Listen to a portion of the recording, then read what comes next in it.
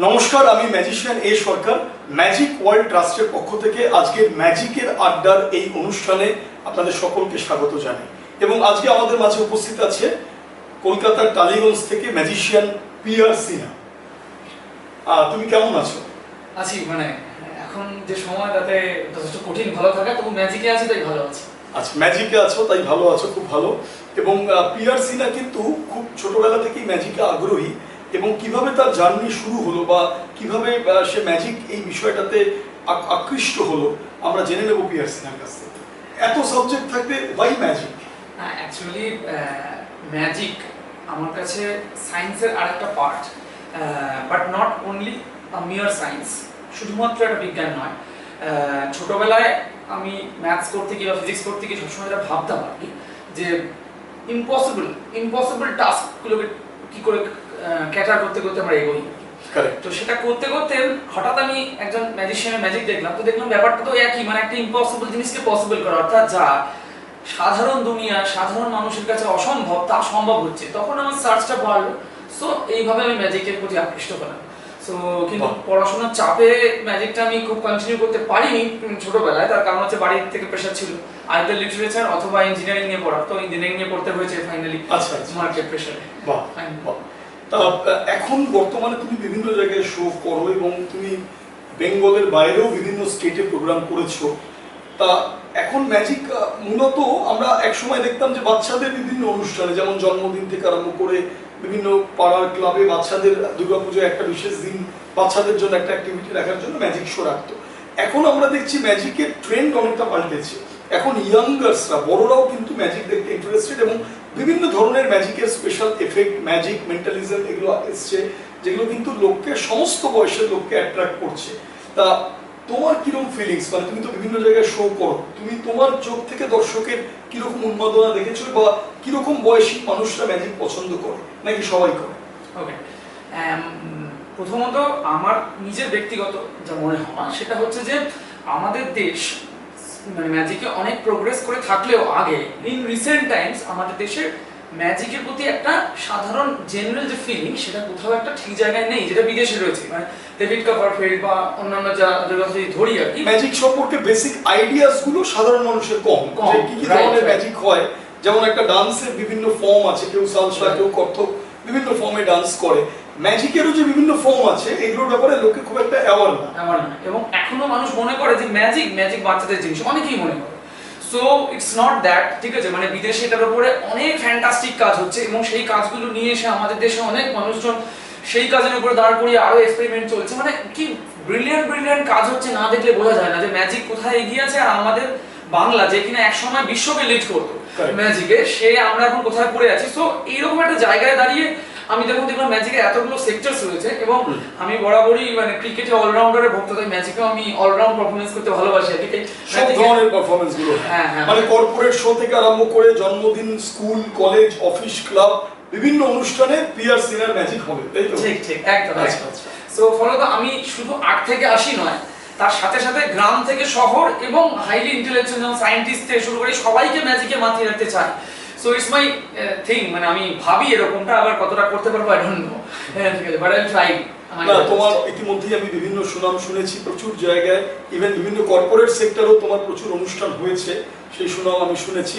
তা আজকে আমাদের দর্শকদের উদ্দেশ্যে টেবিলে আমি দেখছি বেশ কিছু অদ্ভুত জিনিস, কিছু প্রপ রয়েছে। আজকে কি দেখাবে দর্শকের উদ্দেশ্যে? আজকে আপাতত একটা দুটো ছোট ম্যাজিক দেখাই, যতটুকু মানে জাস্ট ফর একটা ডেমো বা ডেমোগ্রাফি দেখার জন্য। যেমন ধরুন, আগেকার দিনে দেখা যেত, আমি যে বলছিলাম না এক্সপেরিমেন্ট অনেক এগিয়ে গেছে ম্যাজিকের উপর। আগেকার দিনে দেখা যেত যে ম্যাজিশিয়ান এক প্যাকেট তাস দিল, সাধারণ মানুষ সেটা শাফল করে দিল, তারপর একটা তাস বেছে নিতে বলা হলো, তারপর ইন করে দেওয়া হলো, তারপর ম্যাজিশিয়ান দেখে থেকে বলে দিলেন এটা কোন তাস আছে। রাইট, কিন্তু আমি সেই খেলাটাই দেখাবো, কিন্তু দেখুন কতটা অ্যাডভান্স হয়ে গেছে ম্যাজিক, কি ফর্মে দেখানো হচ্ছে এবং এক্সপেরিমেন্ট কোন জায়গায় এসে পৌঁছেছে। আমার কাছে একদম সিম্পল একটা ডেক তাস রয়েছে, ঠিক আছে। আমি এটা আপনাকে পুরোপুরি হ্যান্ড ওভার করে দিলাম, আপনি এটাকে নিজের ইচ্ছে মতো আমায় না দেখে শাফল করুন। আচ্ছা, নরমাল শাফল আমি করি। ইয়েস, ওকে, রাইট। আচ্ছা, এবার আপনি এখান থেকে যে কোনো একটা তাস আপনার ইচ্ছে মতো, যে কোনো একটা তাস, যে কোনো একটা তাস নিয়ে নাও। হ্যাঁ যে কোনো একটা তাস আপনি নিজে হাতে নিয়ে দেবেন। ঠিক আছে, তুমি দেখাতে পারো যে কোনো একটা তাস নিয়ে যে কোনো একটা তাস আপনি। হ্যাঁ, দর্শক ভাবতে পারেন যে আমি ফোর্স করছি। না না, আমি নিজে চয়েস করে নিচ্ছি। এই আমি একটা তাস বার করে নিলাম এবং আমি দর্শকের উদ্দেশ্যে কার্ডটা দেখিয়ে দিচ্ছি যে কার্ডটা কি কার্ড আছে। This is the card, right? Alright.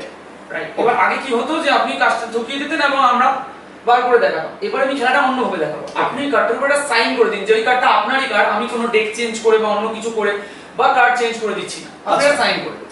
ওকে, আমি একটা সিগনেচার এই কার্ডের উপর, হ্যাঁ আপনার নিজে আমি এখানে একটা সিগনেচার করে দিলাম। This is my signature on the card. All right? Okay. Happy? Okay. এবার আপনি কার্ডটা যে কোনো জায়গায় ডেকের মধ্যে ঢুকিয়ে দিন। যে কোনো জায়গায় রেখে দেবো, তাই যে তো? হ্যাঁ, মাঝখান থেকে যে কোনো যে কোনো পজিশনে, যে কোনো পজিশনে আচ্ছা রেখে দেবো। রাইট? এবার আপনার সামনে আমি অনেকক্ষণ ধরে একটা দেশলাই বাক্স খালি রেখেছি, আপনি নিশ্চয়ই খেয়াল করেছেন হ্যাঁ। যে এটা একটা পারপাসে নিয়ে এসেছি। হোম লাইটের বাক্স কাঠিগুলো ফেলে দিয়েছি, রাইট? আমি এবারে পুরোটা এখানে ঢুকিয়ে দেব। আচ্ছা, দেশলাই বাক্সের মধ্যে পুরো এন্টায়ার ডেকটা ঢুকিয়ে দাও। দিয়ে আমি জাস্ট একটা শেক করব এন্ড অ্যাব্রাকাডাব্রা হোকাস পোকাস। যদি আমরা এটা ওপেন করি তাহলে আমরা দেখতে পাবো যে পুরো ডেকটা আমরা কিভাবে ঢুকিয়েছিলাম। আপনার মনে আছে তো? হ্যাঁ, ফেস ডাউন অবস্থায় ছিল। ফেস ডাউন অবস্থায়, অদ্ভুত ব্যাপার। এটা একদম সাধারণ ম্যাচ বক্স, এটা পুরো ডেকটা ফেস আপ অবস্থায় চলে সব এসেছে। পুরো ফেস আপ অবস্থায় চলে এসেছে। আচ্ছা, কিন্তু দেখুন হ্যাঁ, এই ফেস আপ অবস্থায় সমস্ত পুরো ডেকটাই ফেস ডাউন অবস্থায় ছিল এতক্ষণ। একটা তাস শুধু ফেস ডাউন দেখা যাচ্ছে। রাইট। এই একটা তাস দেখুন তো আপনার সেই সাইন করা তাসটা কিনা, জাস্ট ভালো করে দেখুন। দেখা যাক, এই তাসটা আমি বার করে নিলাম। হ্যাঁ, absolutely this is the 7 of hearts, আমার সেই সাইন করা তাস। Thank you so much. দারুণ দারুণ। Thank you. এবার আপনি পুরো ডেকটা চেক করে দেখে নিন এর মধ্যে কোনো কারুকার্য বা কোনো কৌশল করা ছিল কিনা। না, এটা মোস্ট অর্ডিনারি ডেক, আমি নিজেই শাফল করেছি কিছুক্ষণ আগে। Most simple and common deck, যেটা আমাদের মার্কেটে পাওয়া যায় খুব ইজিলি অ্যাভেলেবল। Thank you. আমি এটাই বলতে চাইছিলাম যে কার্ড খুঁজে নেওয়ার যে পদ্ধতি, সেই পদ্ধতিতে কতটা বিবর্তন এসেছে, কতটা ইভলিউশন এসেছে এখনকার সময়ে। মানে এটা একটা নতুন আঙ্গিকে এই ম্যাজিকটা আমরা দেখলাম। রাইট। আচ্ছা, আর কি দেখাবে আমাদের সামনে তুমি বলো? রাইট। এবার আমি আমার পরের খেলাটায় চলে যাই। Very interesting. রাইট। এখন খুব বুদ্ধিদীপ্ত হওয়ার একটা প্রচলন রয়েছে আর কি, এবং ম্যাজিক কথাটাই এসছে মেজাই শব্দ থেকে, রাইট? যে বুদ্ধিমান ব্যক্তি। তো বুদ্ধির খেলায় যেটা প্রথমেই আসে আর কি, সেটা হচ্ছে রুবিক কিউব সলভ। ঠিক আছে, রুবিক কিউব সলভ। তো আপনারা দেখতে পাচ্ছেন আমাদের রুবিক কিউব আছে, রাইট? ওকে, রাইট। আপনি দেখতে পাচ্ছেন রুবিক কিউব আছে। আমি আমাদের দেখছি। হ্যাঁ, একবার দেখে নিন। হ্যাঁ, এটা আনসলভড রুবিক কিউব। আমি ভালো করে দেখিয়ে দিই, সমস্ত দেখিয়ে দেখুন একদম unsolved. Right.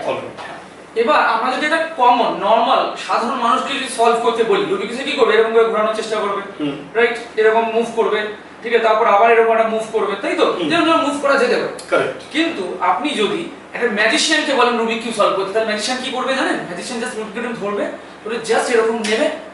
Wow, excellent excellent. সত্যি সমস্ত দিকে একদম সলভ হয়ে গেছে। আমি দেখুন ঘুরিয়ে দেখিয়ে দিচ্ছি, খুব ভীষণ সুন্দর লাগছে এবং ইনস্ট্যান্টলি এত তাড়াতাড়ি এবং একদম সাধারণ রুবিক কিউব, এটা সব দিকেই ঘুরছে। হ্যাঁ, দেখুন সমস্ত দিক সলভ। Excellent, very good. ভীষণ ভালো লাগলো পিয়ার সিনার ম্যাজিক, এবং আমি আরো চাই যে তুমি উন্নতি করো, এবং শুধু পশ্চিমবঙ্গ নয়, তুমি বিভিন্ন জায়গায় গেছো বাইরে, আরো বিভিন্ন জায়গায় পৌঁছে যাও, ভারতবর্ষের প্রত্যেকটা কোণার মানুষ তোমায় চিনুক, এবং বিদেশেও তোমার ম্যাজিক নিয়ে তুমি পৌঁছে যাও। আচ্ছা, মূলত কি ধরনের শো তুমি বর্তমানে করছো? আমি বললাম প্রথমেই যে আমি মাইকেল বিহানের একটু ভক্ত ছিলাম। So I am very much thinking about all round বা কপিল দেবকে আমার খুব ভালো লাগতো, যে ব্যাট বল ফিল্ডিং এভরিথিং। তো ম্যাজিকের যে সমস্ত পার্ট আছে, mentalism, secondly conjuring, close up, street, everything, আমি সব ব্যাপারেই নিজেকে পারদর্শী করতে চাই। আমি কোনো একটা নির্দিষ্ট কোটরে স্পেশালাইজ করে নিজেকে আটকে রাখতে চাই। প্রত্যেকটা ক্যাটাগরির শোই তুমি নিজে রেডি করে রেখেছো, যেমন জন্মদিন প্রোগ্রামও যদি হয়, বা স্টেজ শো যদি হয়, বা কোথাও ওয়াক অ্যারাউন্ড ম্যাজিশিয়ান এখন বহু ক্ষেত্রে লাগে, যে একটা বিয়ে বাড়ি হচ্ছে, তাতে মুভিং ম্যাজিক করতে হবে, কোনো একটা পার্টিকুলার প্ল্যাটফর্ম নেই, সেখানে বিভিন্ন জায়গায় ঘুরে ক্রাউডকে ম্যাজিক দেখিয়ে এন্টারটেইন করতে হবে। বিভিন্ন জায়গায় এখন হোটেল রেস্টুরেন্টগুলোর একটা নতুন ক্রাইটেরিয়া হয়েছে যে টেবিল হপিং, অর্থাৎ যারা খাবার অর্ডার করছে, গেস্টরা এসে খাবারটা রেডি হতে যে সময়টা লাগে, সেই সময় তাদেরকে এন্টারটেইন করা by showing some close up magic. Exactly. তা এই বিভিন্ন সেক্টর গুলো তৈরি হয়েছে এবং তার সঙ্গে কর্পোরেট ফিল্ড, এই প্রত্যেকটাই তুমি করছো। প্রত্যেকটা ফিল্ডে, কারণ আমি মনে করি এটা it's a art for me, মানে একটা শিল্প। ফলত এর কোনো উঁচু দর নিচু দর হয় না। অনেকেই মনে করতে পারেন যে রেস্টুরেন্টে করা বা এটা কি ইটস গুড, ঠিক আছে। আমি মনে করি যে দেখুন, আমি একটা ইম্পসিবল টাস্ক সলভ করতে চাই, ঠিক আছে, এবং সেইটা যেখানে আমি পাবো সেখানে করবো। যদি এখানে পাই এখানে, রাস্তায় পেলে রাস্তায়, বড় স্টেজে পেলে স্টেজে। একজন শিল্পীর ক্ষেত্রে তার জায়গাটা বড় ব্যাপার নয়, তার কলা বা আর্ট প্রদর্শন করা, সঠিকভাবে তুলে ধরাটাই তার সব থেকে বড় জিনিস হয়। খুব ভালো লাগলো। আমরা দেখে নেব পিয়ার সিনার বেশ কিছু স্টেজ পারফরমেন্স, অর্থাৎ ও বিভিন্ন জায়গায় যেগুলো জন্মদিন বা স্টেজ শো বা পিকনিক শো, ডিফারেন্ট জায়গায় যেগুলো করে, সেই ধরনের কিছু পারফরমেন্স দেখে নেবো। চলুন দেখে নিই ম্যাজিশিয়ান পিয়ার সিনার বেশ কিছু স্টেজ পারফরমেন্স, অর্থাৎ বেশ কিছু স্টেজ ম্যাজিক। দেখুন।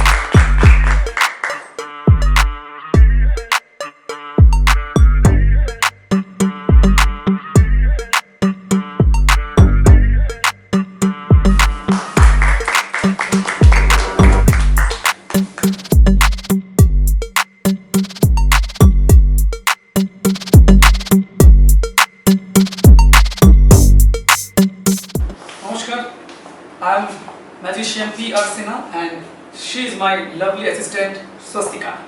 আমার ছোটবেলার একটা প্রবলেম ছিল। সেই প্রবলেমটা হচ্ছে আমি ভীষণ ভুলে যেতাম। আমার দাদু মারা যাওয়ার সময় বলে গেছিলেন যে জীবনে সবার আগে যে কাজটা ভালো করে পারবি সেটা করবি, তারপরে যে কাজটা মোটামুটি ভালো করে পারবি তারপর সেকেন্ড সেই কাজটা করবি, আর যে কাজটা একদম ভালো করে পারবি না সেটা সবার শেষে রাখবি। সো এই জিনিসটা তিনি আমার বলেছিলেন, বাট কিন্তু প্রবলেম হয়েছিল আমি ভুলে গিয়ে ব্যাপারটাকে একটু অন্যরকম গুলিয়ে ফেলেছিলাম। কিরকম গুলিয়ে ফেলেছিলাম সেটা আপনাকে বলি।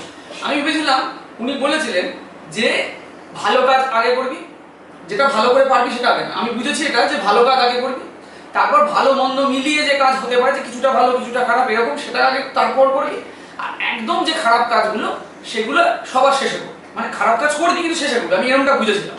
তো তার ফলে আমার জীবনে কি প্রবলেম হয়েছিল বা কি ট্রাবল হয়েছিল সেটাই আমার পরবর্তী ম্যাজিক। দেখুন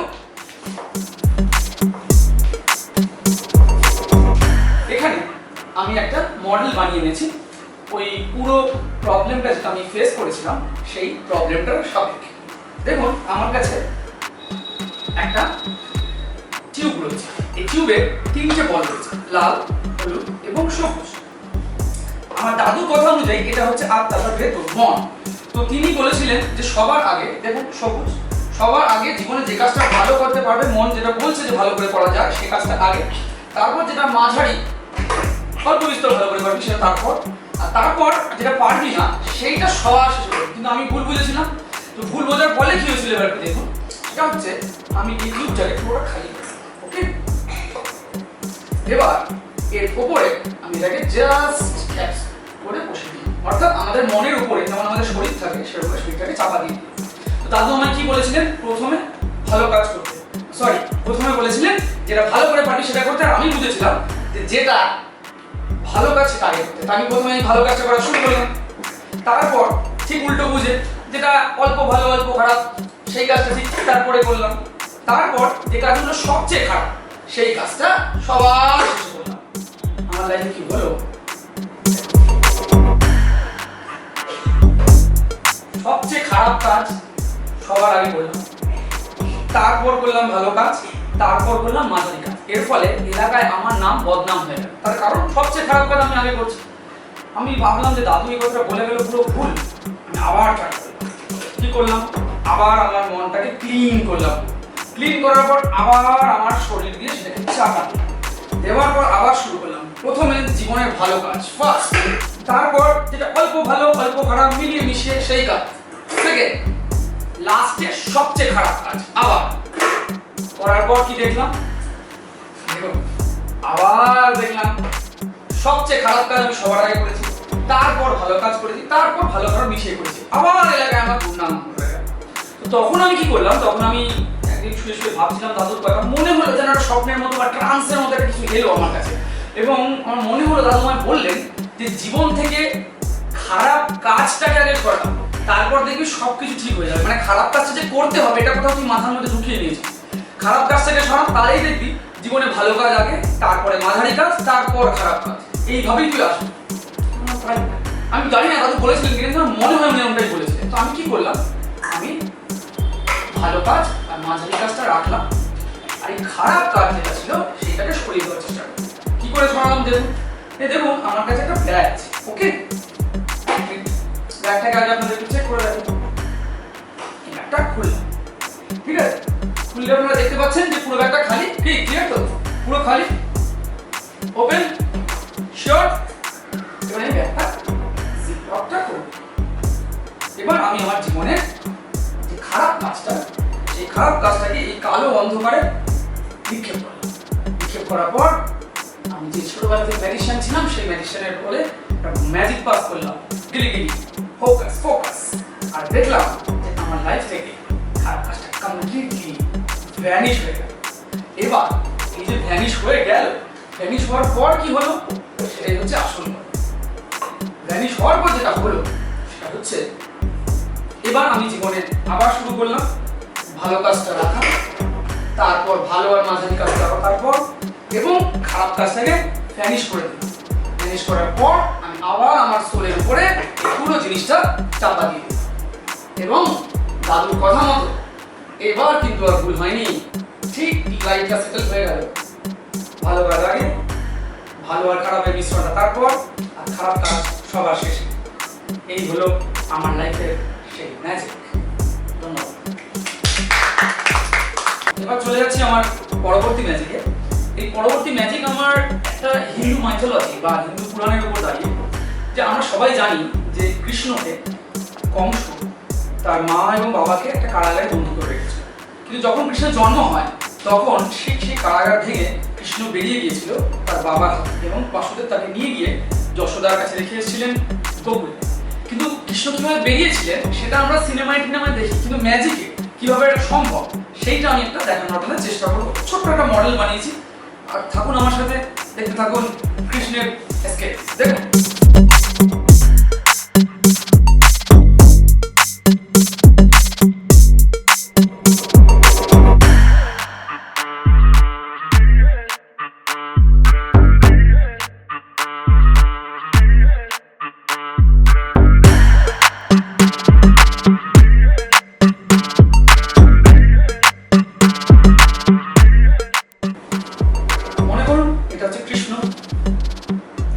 কারাগার, এটা হচ্ছে সেই কারাগারের মুখের দরজা, আর এটা হচ্ছে কারাগারের চাবি।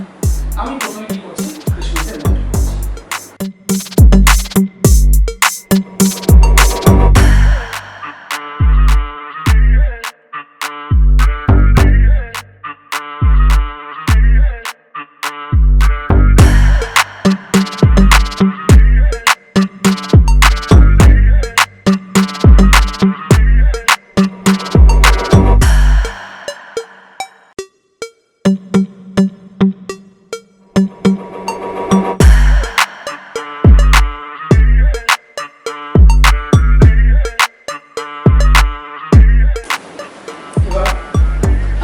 কারাগারটাকে বন্ধ করার চেষ্টা করছি।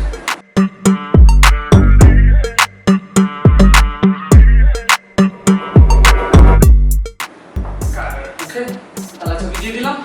আমরা এবার দেখবো যে কৃষ্ণ কি আদৌ তালা ভিতরে রয়েছে। কৃষ্ণকে আমরা পরিষ্কার দেখতে পাচ্ছি। আমি একটু কারাগারে ভালো করে দিয়ে দিই, রাইট, ঘুরিয়ে দিয়ে রেখে দিচ্ছি, রাইট। এবার আমি চেষ্টা করছি এই কারাগার থেকে কৃষ্ণকে আপনাদের সামনে পার করে আনা। স্টার্ট। আমার সাথে থাকুন। 1 2 and 3। যদি মনে করেন যে না এখানে তালা চাবি দেওয়া ছিল না, আপনারা সম্পূর্ণ ভুল করছেন। পুরোপুরি তালা চাবি দেওয়া ছিল এবং কৃষ্ণ আপনাদের সামনে। ধন্যবাদ। চলে আসছি পরের ম্যাচে।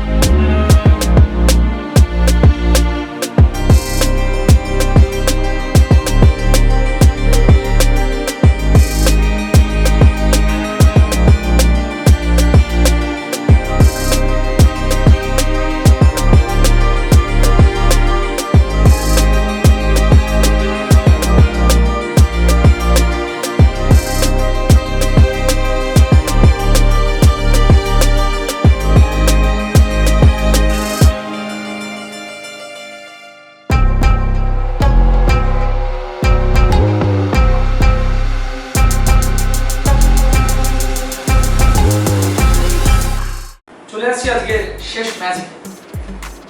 আজকে ম্যাজিক আশা করি আপনাদের খুব একটা খারাপ লাগেনি। হোপ সো সবার শেষে আমি প্রত্যেকটা ম্যাজিক শো যেটা করে থাকি সেটা হচ্ছে আমাদের যে দেশ এবং যে দেশের জন্য আমি আজকে এই জায়গায় হয়তো ম্যাজিক দেখাতে পারছি এবং ম্যাজিককে আস্তে আস্তে করে যে এগিয়ে দিয়ে যাওয়ার স্বপ্ন দু চোখে নিয়ে এগোচ্ছি, সেটা সবটাই আমাদের দেশের জন্য। আমি আমার দেশের মানুষ হিসেবে ভীষণ গর্বিত। তাই আমার শেষ ম্যাজিক, অন্তিম নিবেদন আমার দেশকে নিয়ে। দেখুন,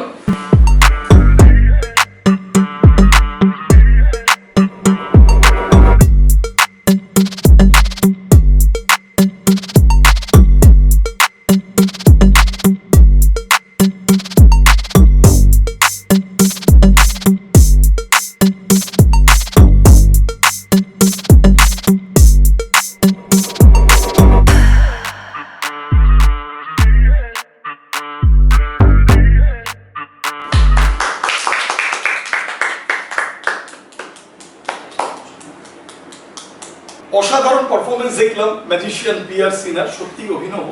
এবং পিয়ার সিনার শুধু ক্লোজ আপ নয়, স্টেজ ম্যাজিক, যেগুলো কনজুরিং ম্যাজিক আমরা ম্যাজিকের ভাষায় বলি, দুর্দান্ত দেখা। এবং এইখানে এই স্বল্প পরিসরে স্টুডিওর মধ্যে সবকিছু করা সম্ভব নয়, কিন্তু তার মধ্যেও যে ম্যাজিকগুলো দেখালো আশা করছি আপনাদের ভালো লেগেছে। কেমন লেগেছে ভিডিওর কমেন্টে অবশ্যই জানাবেন। ভিডিওটা ভালো লাগলে লাইক করবেন ভিডিওতে এবং চ্যানেলটাকে সাবস্ক্রাইব করবেন যদি আপনারা প্রথমবার এই চ্যানেলে এসে থাকেন, এবং কমেন্টে জানাবেন যে আর কি কি ধরনের পারফরমেন্স আপনারা দেখতে চান।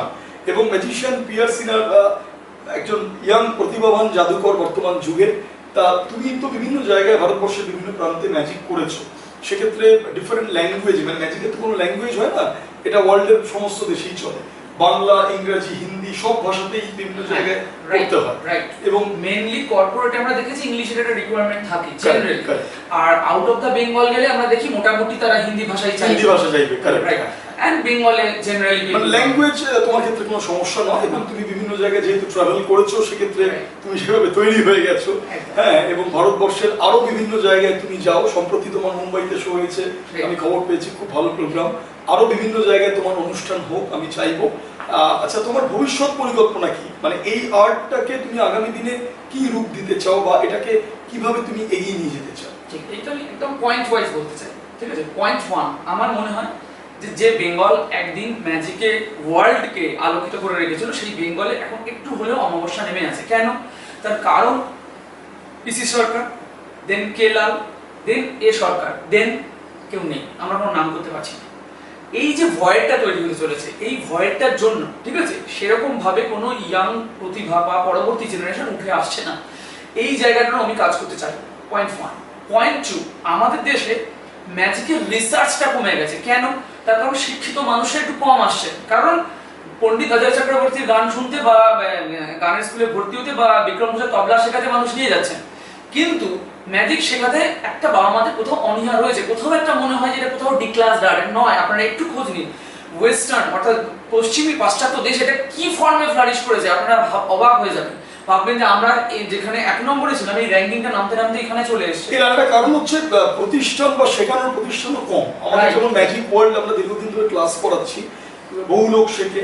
তা এই জায়গাটা মানে বেঙ্গলে সেভাবে ইনস্টিটিউটও সেভাবে নেই যারা শেখাচ্ছেন এবং বিভিন্ন ম্যাজিকের ফরম্যাট গুলোতে তারা কাজ করে।